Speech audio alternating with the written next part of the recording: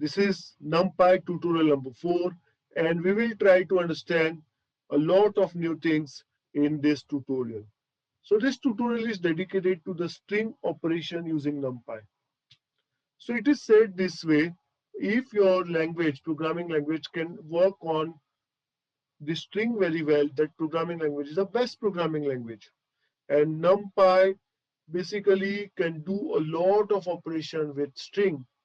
See, most of the search over the internet is basically the string itself. So the programming language which you are using must operate well on string. Otherwise, there will be a trouble. So let's try to understand how the NumPy works on string. So NumPy, import NumPy as NP. I'm creating an array name as Intel and Microsoft. Okay, the data type is a string. So X1 is created. Similarly, Google and IBM, X2 is created. 4 big company names. Now I'm going to add this both of them. So it will going to come in single array. Okay, see, you can see. Okay, now I'm creating an array Intel, Microsoft, Google, and IBM. The data type is a string. I'm just capitalizing each of them. So the first value will be capitalized and the other value will be small. I can just convert into a lower case also. NPCHAR, lowercase. I can convert this into the uppercase also. I can do a case swapping. So small will be capital, capital will be small. I can do a just title casing. Title casing means the first will be coming to be as capital, first character. Great. So now I'm creating again the same array, Intel, Microsoft, Google, and IBM. I can just kind of count out how many small I are there inside that. So small I is only Microsoft small I. Okay. So that one will going to come over here, otherwise 0 will come. I can just count out how many capital I are there. So in Intel there is a capital I, in IBM there is a capital I. So other place it is going to say -1 and 0 means that is available over there. So two way of finding out. Either you can just write down count or you can write down found.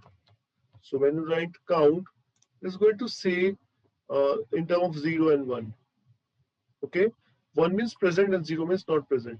And when you write find, it is going to say -1 and 0. -1 means not present and 0 means present. I can check out whether it is starting with capital I. Yes, so first true, both second are false. Great. Okay. I can just do a central filling like this. See how many characters are there. So let me take this here itself first to show you something. So before we go for the next one, let me take it here. Okay. So let me run this. So how many characters are there inside that? 5. And we are going to fill up with 15. So the 5 will come on this side, 5 will come on this side. Okay. So when you run this, you can see the 5 spaces coming on this side, 5 on this side, and 5 over here. So Microsoft have 1, 2, 3, 4, 5, 6, 7, 8, 9. So 9. So 3 will come on this side, 3 will come on this side. Similarly, Google 6. So 4 will come on this side. 6. So 5 will come on this side and 4 will come on this side. IBM 3. So 6 will come on this side and 6 will come on this side. Okay, you can just central that. Okay, by giving the space. Instead of this line, you can just give a space also. So you can centralize it properly. Great. You can do a left kind of a assignment also. You can do a right kind of addition of that also. So everything will come on the same line. Okay, you can just add that part into the normal character. In between the character also you can add it. So we can just replace IBM with Motorola in the string by the replace operation. Again, I'm creating an array. So there are two arrays are created, X1 and X2. You can see capital IBM, Microsoft, and MHM. Okay, here also I'm creating an array. I'm just checking both are equal or not.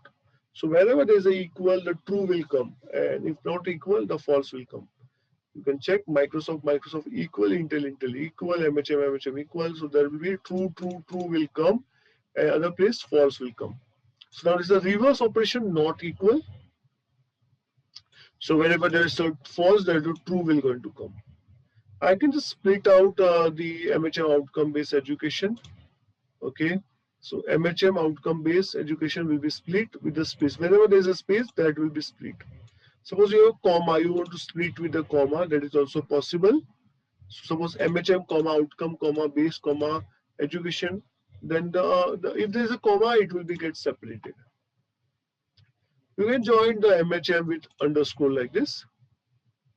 Okay, you can join with the line and the colon like this.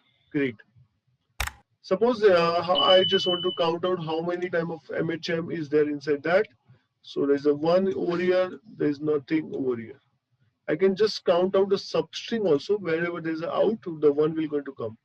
Okay, there's no out. Yeah, you see, there's a out, no out, no out. Okay, I can just find out MHM substring. That is also possible. So first there is a MHM, so 0 will come. Other place there is no MHM, so -1 will going to come.